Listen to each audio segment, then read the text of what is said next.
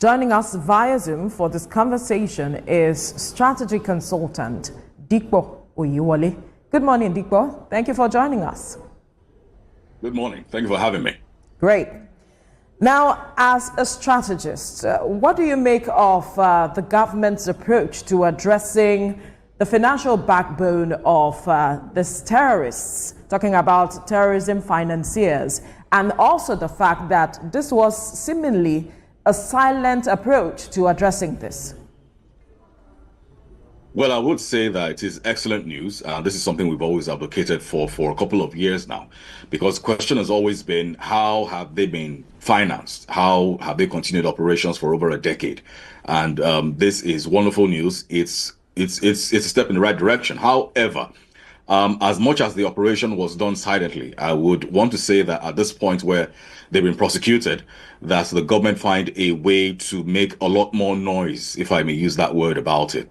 Because, like we say, perception is reality. And it is important that a lot of people are aware of this particular news, because what we have with a lot of people and a lot of nations of the world where they put Nigeria on some terror list, or they have travel advisory against traveling to Nigeria. These are the kind of information that we need to put out there for people to know that the government is doing all they can and that they're doing their very best. So at this point where convictions have been secured, I would expect that their names be released. So even if it is done in tranches, so that, I mean, strategically doing it for PR reasons right now. So we have 100 names, and if you're releasing 10 names per week, so that tells you how many weeks they can stretch out this particular news to send a signal to those, not just in the international community, but also for Nigerians within our borders and outside our borders, to let us know that our government is doing their very best to ensure that this issue of terror is being dealt with, and it's being done so decisively.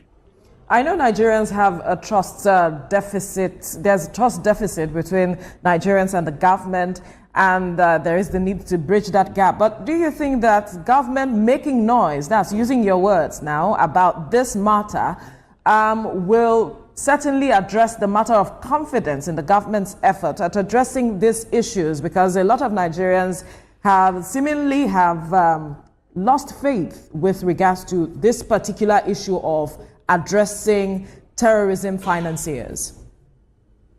Yes, it will, because, I mean, like we've always discussed on this platform and others, that there is a huge gulf of trust between the Nigerian government and the people. And you really can't blame the people as well, because the government has also done a very poor job in the last couple of years to see how they communicate effectively with the people, to let them know how they're doing with certain things. Now, is the government perfect? No, they're not.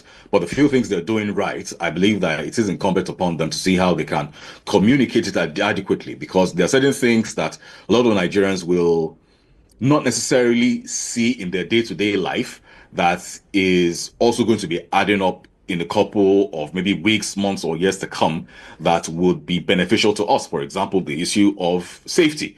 So when we're able to deal with issues around insecurity, then we know that the government is doing very well. And if you do not say it as often as possible, if you do not communicate it effectively, then everybody just assumes that the government is not doing anything about it, and they're just being lackadaisical. So yes, it will be a good idea for the government to see how they can put the word out there, because again, it is important that effective communication is done, and it's not just about what you say, it's about how you say it and when you say it. Okay, so when these things have been done and then you're keeping quiet about it, it's not an issue of saying, oh, okay, you know what, maybe we fix this particular road that people can see every day when they're going to work or when they're going about their business. But now this is something that people will not necessarily engage with personally in their daily life, and you need to let them know about it. Something that they're also doing, I'd say, fairly well, is the issue around the finance bill, where it's just the chair of the board that is doing all the conversation. And we're asking, where are the government handlers? Where are the people working for the federal government? Where are the people from Ministry of Information? Where are the people from the government spokespeople? What is going on with them? So why are we hearing this particular thing from only one source and one source only? So we must understand the place where effective communication is very important, especially where it is in the place where we're trying to build trust, because Part of building trust is also being able to communicate your intentions and communicate what it is that you're doing or what you're trying to achieve. Interesting. So let me take you back in the memory lane. For instance, in 2021, the United Arab Emirates intensified its effort against terrorism by adding 38 individuals and 15 entities to its terrorist list. And at the time, some Nigerian, not Nigerian name, but mentioned some Nigerians that they were also financiers of Boko Haram, ISWAP, etc. Also in 2022, they continued in this trajectory by also designating individual and 5 entities into those who supporting and financing terrorism. And more recently, in especially on January 8th, 2025, UAE also added 11 individuals and 8 British-based entities. So I do not know, is there any reasonable justifiable ground for the government to say, yes, we've tried 100 persons who are financiers, but we don't have their name? What about the naming and shaming? Could there be any reason why their names are not mentioned, or what is the global best practice?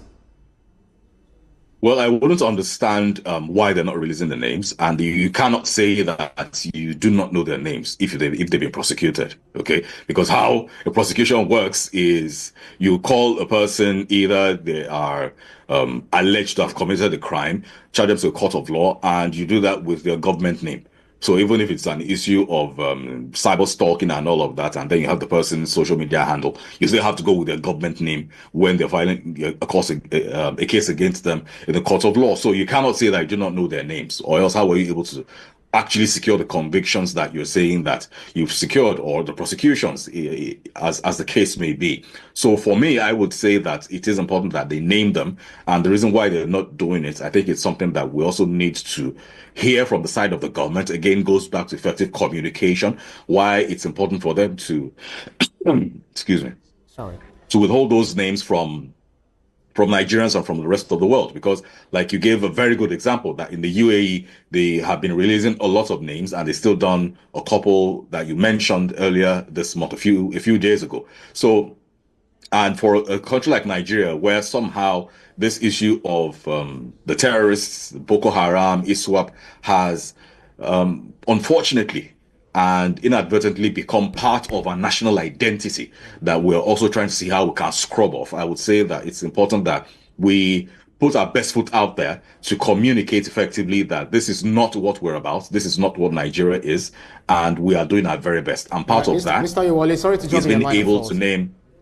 So if we fail to mention their names, and then we are claiming that we're fighting terrorism, even though we are saying some of the things that the Nigerian military is doing, and some of the exploits, they're also the grounds they're covering in terms of defeating Boko Haram and all of the criminals of this country.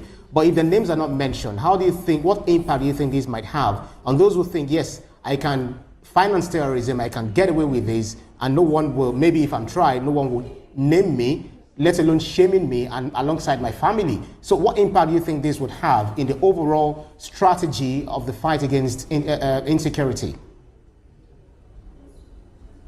Well, that would dent it. And before I go into your question, just give me like 10 seconds to finish my previous thought, that part of not naming them has other impact as well, because it will further increase the gulf of mistrust between the people and the government, because then it brings the question, are you really prosecuting anybody? Because I can always come out and say that, you know what, I met with 100 senators yesterday, and because I can't name them, you can't prove them. So if I come on TVC this morning and I say that, you know what, I'm a big shot, I'm a very big man, I had a meeting, I hosted a dinner for 100 Nigerian senators yesterday, and that's it. So we must be able to communicate effectively so that the good work that the government is doing will not be put into question and the credibility will not be dented. Now, back to your question about naming and shaming. Yes, it is supposed to be a deterrent where a lot of people know that where you commit crimes, even if you're financing terrorism, which is a very, very heinous crime, that you will be named and you will be shamed, and your entire reputation and your entire family line and lineage will be disgraced and embarrassed. So these are part of the things that we've always complained about, having deterrence with how we deal with issues around criminalities and illegalities in the country, where a lot of people believe that, you know what, I do this particular thing, there are no real consequences to it. Because in a place where you have certain persons who have been financing terrorism that has been claiming lives of many people for over a decade now, and then they're not being named. We don't know who they are. We don't know what they do. We don't know if they're private individuals. We don't know if they are organizations to avoid. We don't know if they have any affiliations that we should shy away from. We don't know if they have affiliations where we need to alert foreign missions to stay clear of, because we're saying, okay, you know what, these people, they may be operating within Nigeria, but they do not represent the Nigerian spirit, and you should stay away from them. Now, we're not doing all of that. And then where they have their affiliates and associates and those that are connected to them by extension go out to carry other types of crimes, then of matters like this. So if it's just a matter of a slap on the wrist that we are doing, then are we really being genuine with our fight against this matter that has been haunting us for quite a while? And I think that's what I will agree with Mr. Iwole, who said that communication is very key. Because if you say you are gaining the grounds, you're actually winning against terrorists, how are you doing it? What are you doing? Who are the people that you're defeating? Who are these criminals, the enemies of this country that are making sure that we do not have a better life in this country? So if we have these names, have this information, have the process, sometimes they will tell you that some of this information are quite classified, so they can't release all of them, especially when it comes to the strategy.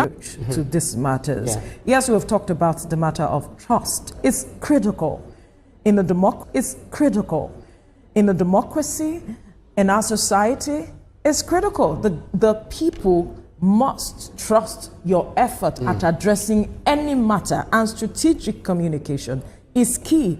And the process with which you carry out issues like this should be transparent. Absolutely. I'm with you with ensuring that there is closure for the victims, especially the bereaved. So if the government is saying you're doing this, let us see how you're doing it, just like I said earlier. And I'm not sure, okay, of course, you will recall the Operation Safe Corridor, so granting the Boko Haram, especially the recent one, 125 Boko Haram, reintegrate them back to the society after de-radicalizing them.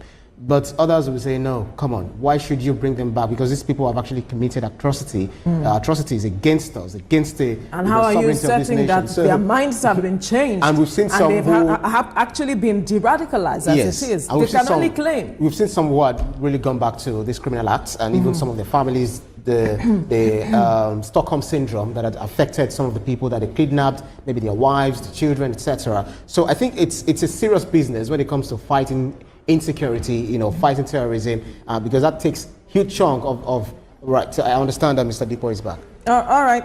Dipo, if you can hear me now, yes. I heard your question. I heard your question I asked before. the question earlier. Maybe your question was freezing the whole thing up. No, not a problem. All right, Let's just get along now. I asked a question earlier based on the statement you made, the matter of naming and shaming, and I was asking if this is a reflection of we not necessarily trying to tackle this matter head on, since we are just giving them a slap on the wrist to say perhaps go and sin no more, we have prosecuted you, Nigerians do not need to know you, but just go and sin no more as it is.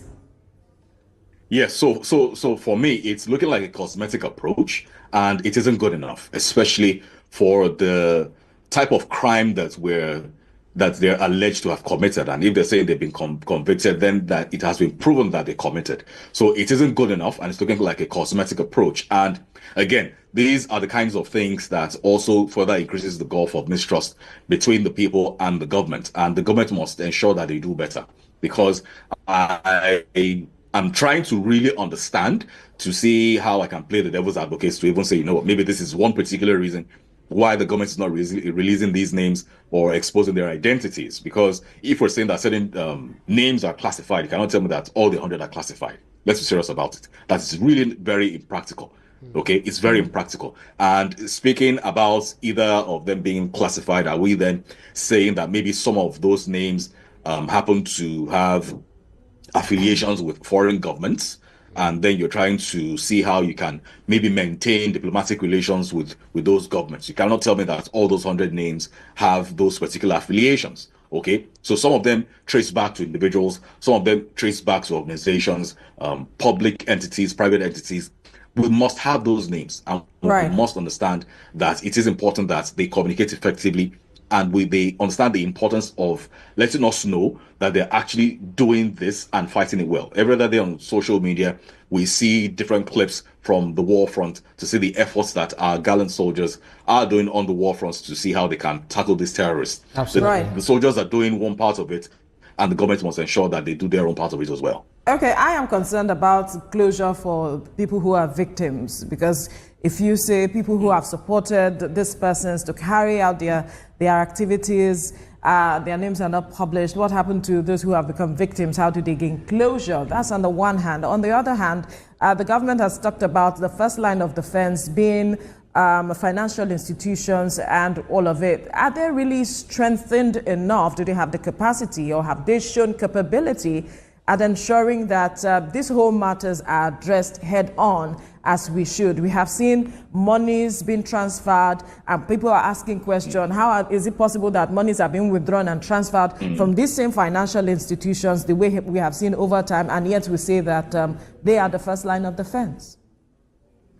Exactly, and that was another point I was going to allude to, that one, it is important that they understand the parts where the families need to get closure, and because their crimes are not private, some of the names of the victims have been made public, some of the identities of the survivors of these crimes have been made public, some of the identities of their relatives that are still alive have been made public. So why are we then keeping the names of the people supporting these terrorists private?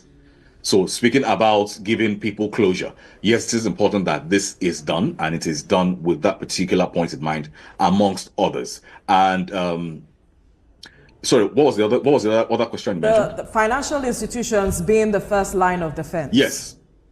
Yes, and so it isn't just about financial institutions as well. I like to link it up with the telcos as well, because we know for a fact that for you to have any functional SIM card in this country, you need to have it linked to your NIN, you need to have your BVN. And I remember a couple of years ago, I think Veronica, you were on air the particular day when we had this conversation. It was February of I can't remember the particular year now, where we were having this conversation around the registration of SIM cards, and when they said it was to tackle insecurities, and we had the conversation extensively for weeks. That yes, it's a step in the right direction, it's to help us track the terrorists.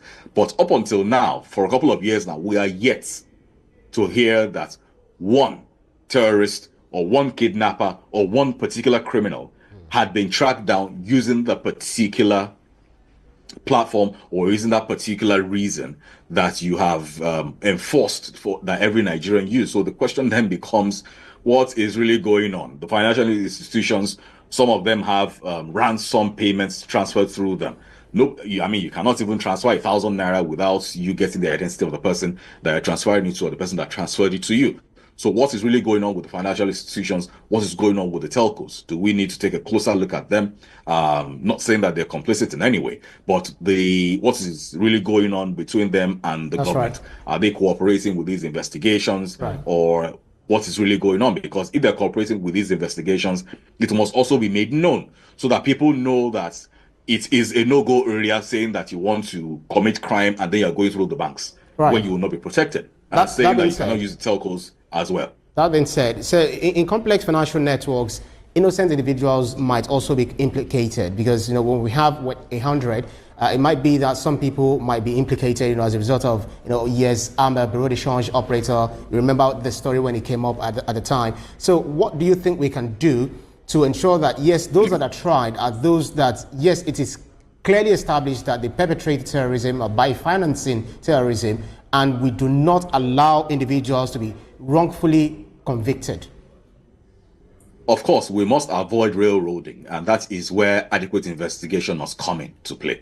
So the question around maybe someone's account is being used to perpetrate crime and they didn't know anything about it is what you then get to investigate. Because if you take a look at some people's bank statements, or where you're able to track this particular account to belong to someone who is into any form of crime. Now, either they're kidnappers, either they're fraudulent people, either they're terrorists, you're able to first ascertain that this is where this account belongs to this particular criminal or alleged criminal, and then you're able to track the transfers that go into that particular account. And then you're saying that one particular account has done, for example, maybe more than one transfer to them. So it then begs the question, what is going on with this particular individual? There's no reason why. I believe that the Attorney General can always help with that, to write to the banks to say that, you know what, we want to take a closer look at this particular account to see how their activities are going. And all these things are very well put together within the legal framework of the country. So if we're being serious about it, and like we always say that it isn't rocket science, because